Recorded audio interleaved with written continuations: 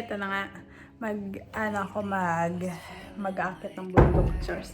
Sigaw natin yung mga sama ng loob natin. So, alis ako ng bahay. Anong oras pa lang naman? 10? Tagal ko kasi mag-prepare. Tapos nag-almusal muna ako. In case. And sana hindi umulan kasi masyado ngayon cloudy sa labas. And matagal ko nang gustong puntahan to eh. Kasi I don't remember when was the last time I've been there. Chores English. Anyways, para maipakita ko na din ang view ng place na aking tinitirahan. Ganun. Ambon. Okay lang. So, hindi pa nga ako nakakalayo. Hinihingal na ako. Kasi, pataas talaga siya. So, dun ako.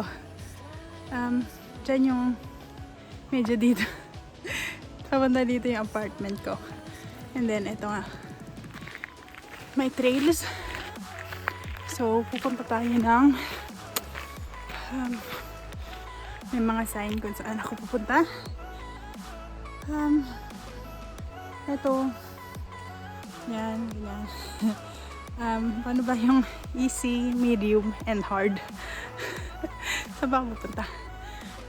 Dati, natatandaan ko, nakapunta na ako ng yung sa tap-tap. Sa tok-tok, yung Rawmilin. Sobrang, ilang oras bang ginamit nun? 2.5, 3 hours.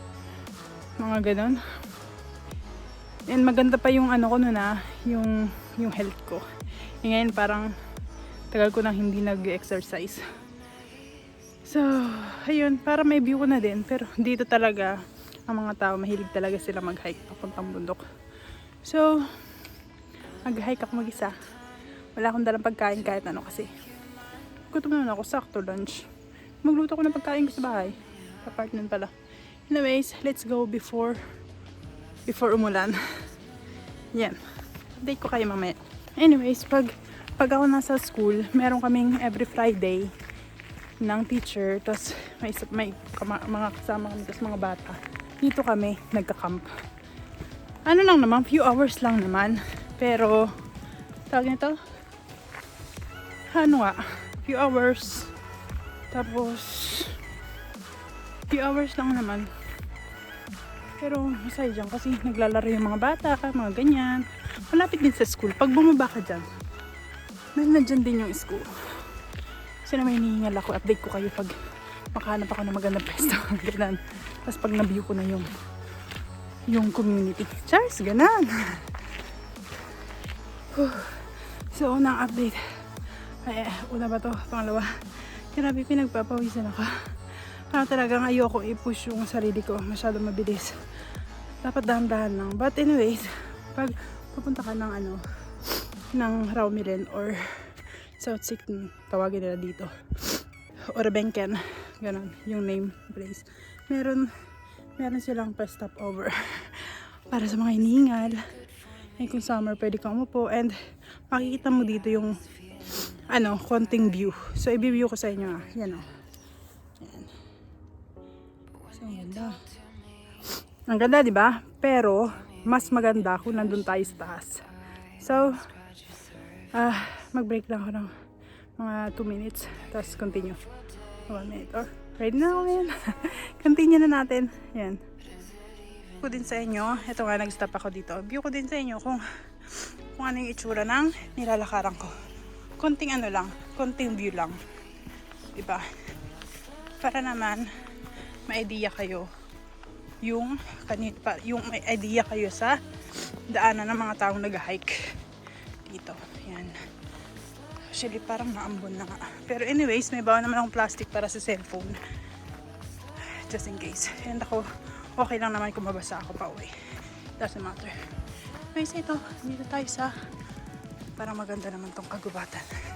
Ano lang, nature. Ganun. And pataas ulit. Kasi nga, linulit ako nito.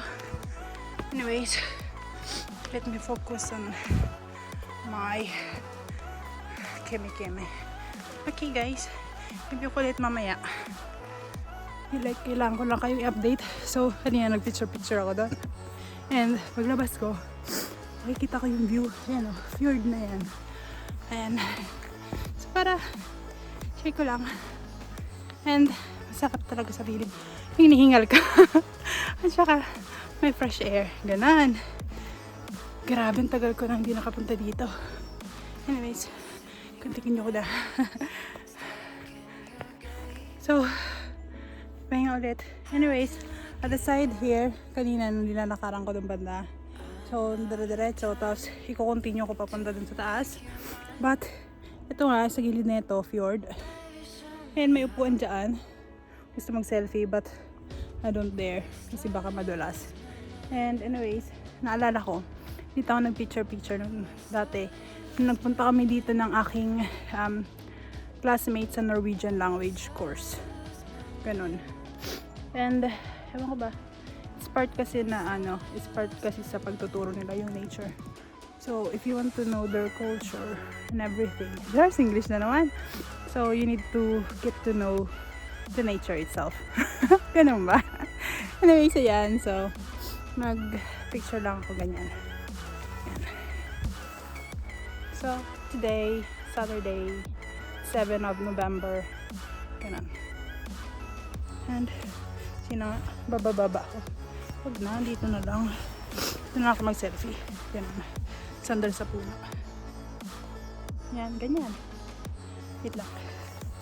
Ito mga, buwis-buway. Buwis-buway na mga selfie. Nakakatakot.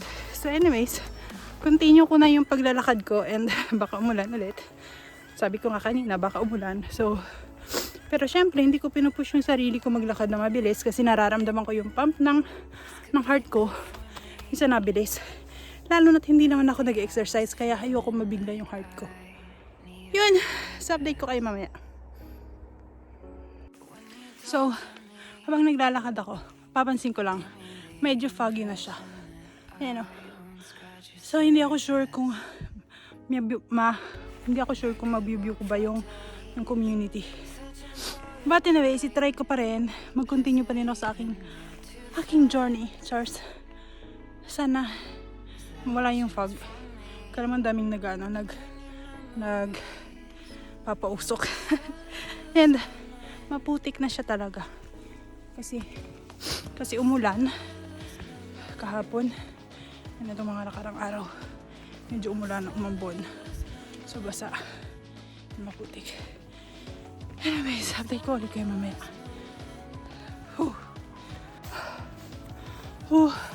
Malapit na ako sa Aerobanken.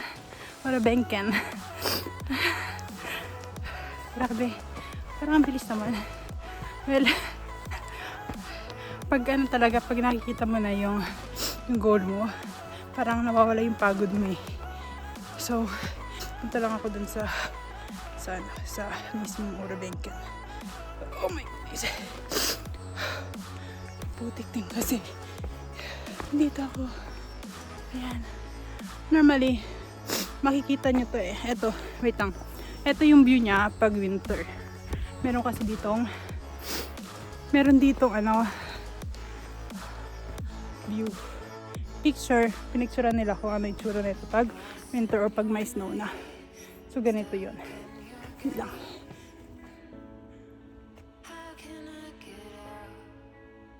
Kita nyo? Yan yung view. Isipin nyo ngayon, kung hindi masyadong foggy. Tama ba? Mas maganda. Kaso, foggy nga. Ayan. So, wala tayo nakikita. Fog lang. Ay, naku. Anyways, meron pang meron pang to be continued.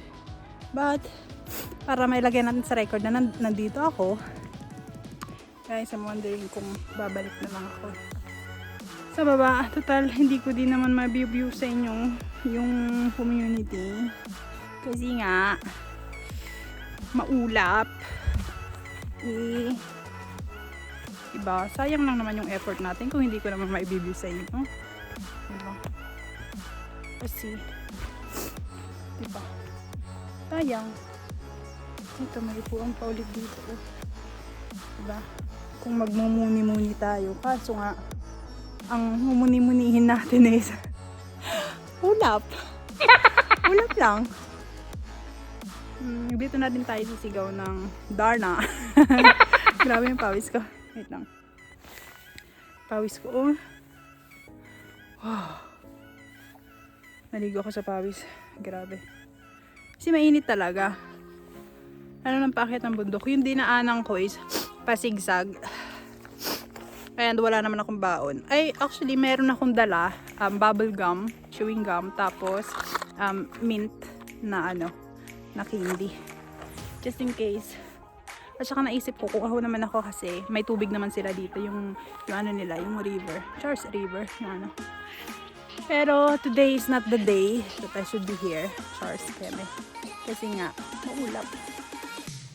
So, paano ba to? Bukas na lang siguro ulit ako akyat ng bundok. Hopefully, maganda pa ng bukas para naman enjoy natin ang live ko. Pero popost ko pa rin ito sa YouTube. So, nakikita nyo ito, ibig sabihin, pinost ko. Ganon. So, uwian na. Sayang. Sorry guys, hindi ko ma-view. Next time na lang or bukas kung magandang panahon. Akyat ulit ako dito. And yun lang, guys. Dapat, nagpaplano na akong bumaba. Kasi nga foggy, hindi ko nga may view yung community kung saan ako nakatira ngayon. And then, I did pray. And then, nag-live ako sa Facebook. Tapos, gusto kong i-view. Tapos, meron ako konting viewers doon. Chars. And, nawala na yung fog. Sana magtuloy-tuloy na. And then, na-view ko sa pa-live ko, Keme. And, eto na guys, may papakita ko na sa inyo. Kung ano ang itsura ng community na tinitirahan ko. Eto na! Yay! Wait na. Naka-excite. Yan. So kanina, foggy. Maulap. Doon naman sa taas, maulap pa din. Pero, once you pray, and you have a good connection with God, He listens. Diba? Charles, ayan. Ang view ng community. Yan, kita. Kanina, hindi makita yan kasi fog. Marami siyang fog. Nasa ulap. Charles, ganun. So, nasabi ko din one day, nasabi ko din sa Facebook live ko, na one day, magbabike ako dyan. Pakita ko ang aking community. Charles. Yan. And, ayan, yung red na yan. Yan yung football? Ano daw? Na ako, parang, yung accent. Diyan na yung mga nagpo-football. Tapos yung nakikita nyo doon yung white. Ano yun? Hotel. Yan. Hotel yan siya. Actually, merong mga hotel dito. Ilan bang hotel? 1, 2, 3, 4. 4 ata? 4 ang hotel. Kung gusto nyo mag-vacation. Tapos meron pang hotel doon banda. 5, 6. Well, marami namang hotel dito banda. Medyo makamahalan lang talaga. And yung famous hotel is yung, ayun, yung pinakamalapit sa tubig. Ayun doon. Yun yung pinakamalapit.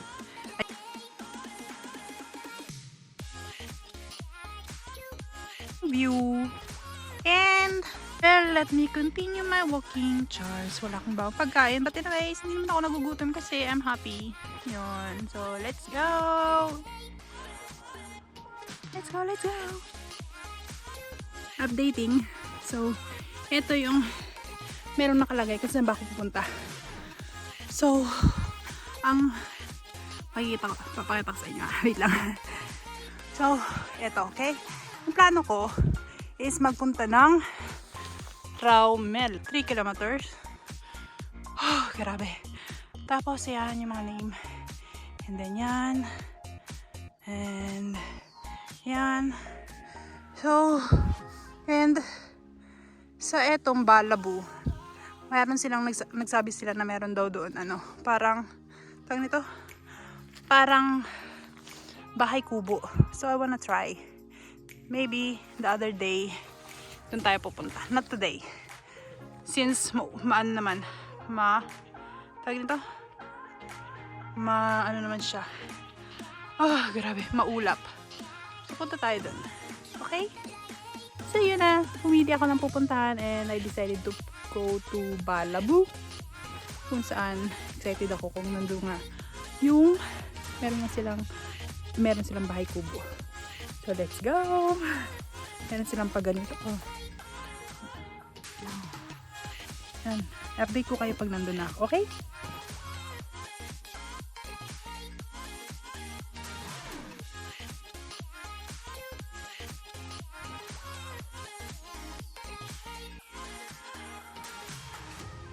So guys, update ko lang kayo. May nakikita na akong bahay kubo. So, hindi ko lang sure kung may tao. Malay nyo, minsan may nag-overnight dito. Diba? But, anyways, excited ako kung meron bang tao o wala. Nakikita nyo dyan? Wait. Nakikita nyo doon?